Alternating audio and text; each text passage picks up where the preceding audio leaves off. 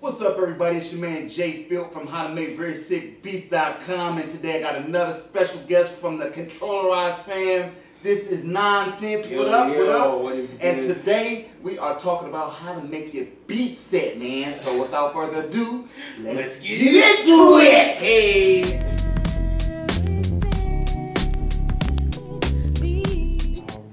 What's going on, everybody? I go by Nahncenz. Say what's up, be a friend, everything. I'm here with JFILT today. Verysickbeats and controllerise on pretty much on the mode of arranging a beat set. Controllerise is a show for the producers.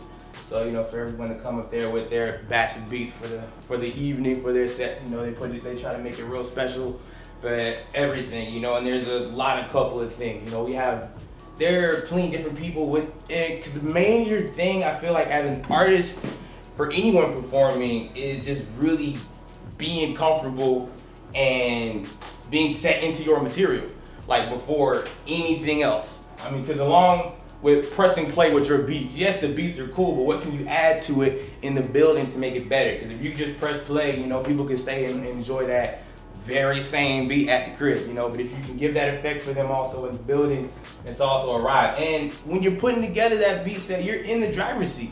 I'm honestly still in these beginning stages, so I don't have as much as everyone else, but you know, if you find your way, period, you know. Some people are using DAW. Some people, people were bringing up SPs all the time on the controllerise.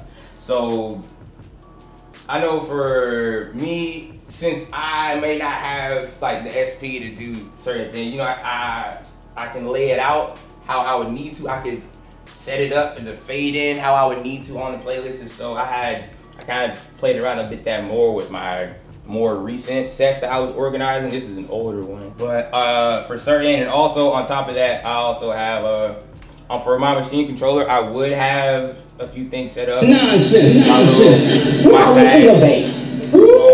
Play this record as frequently. And then a kill switch for it, you know, also, you know, just some different little sounds to sprinkle on top of the music, you know, a little extra seasoning and garnish for the joints. Hey, who's that? Oh, who was that guy playing those beats again?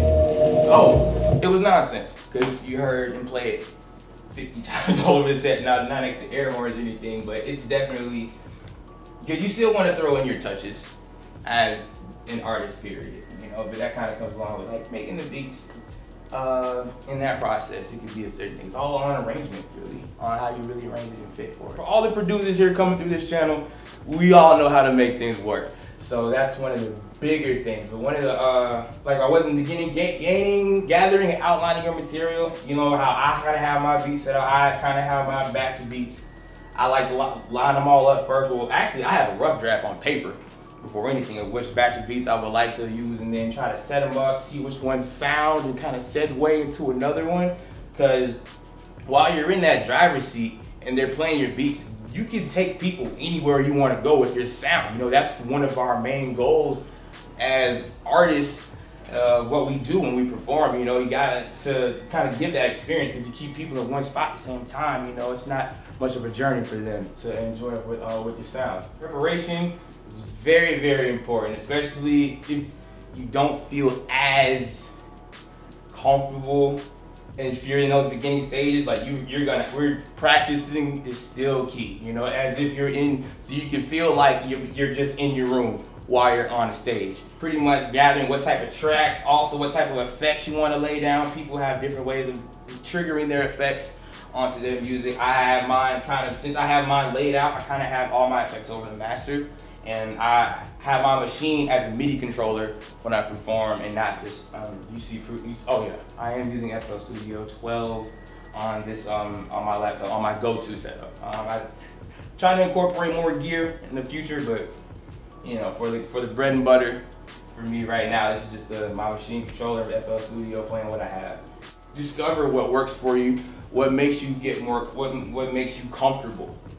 And because comfort is still going to be key on that stage, because I'm still trying to figure that out myself when I'm going up there and what the moments is. And you figure out the precautionary measures you would need and what type of backup you would possibly have to account for. You know, people with their, even when it comes to, okay, I have a few extra minutes left in my set, they'll let me rock a little longer. Let me have a bag of beats I can go into and drop onto the set. Or even on master music, and when it comes to your setup on a sound check, also before anything, that sound check is very, very important.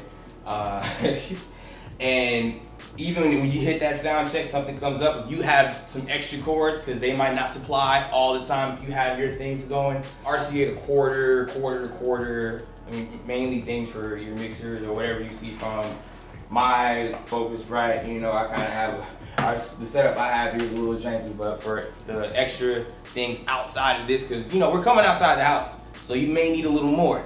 Quick story, my first controller I said I was actually scheduled to perform for, I was not able to because I was not prepared and didn't have a chord for me. So that was one of the hardest lessons learned, especially sitting on the side and watching everyone else rock that night. Aside from the music is very important along with your gear, because we are controllers, and for our pieces and for our weapons of choice, you have to keep those sharp as well. A couple of different things to consider, like where you will be playing, what you'll be performing for, who, like if you have a feel for, getting a feel for people in the crowd as well, just to kind of see what they kind of already have a feel for. Because we're always working on something new as producers, so you know we always want to break out a new trick out the bag and keep it excited for everything. And keeping just those mental steps, like how long I'm gonna be able to play for.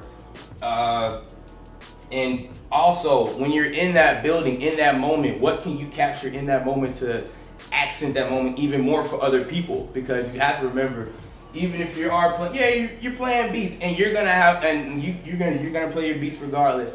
But if you can make that an experience for people to give them even more of a reason to connect to your music on like a personal, like, yeah, you played that one beat, but it was nice. It was like, yeah, you maybe just pointed out something in the crowd really quick during.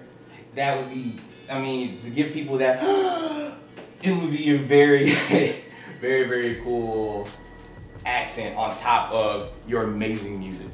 And the last part about it, man, just after the preparation, after gathering everything, kind of factoring everything else you need to factor, press play and have fun with it. I mean, it's still your music, and when you're playing your music and you're putting yourself out there as an artist, people were only drawn in when I'm drawn in. Like, thankfully, when I'm playing, you know, I got my little bounce going, or if people see the head nod and the bucket hat, people are like, people won't feel it into you unless you do it to begin with.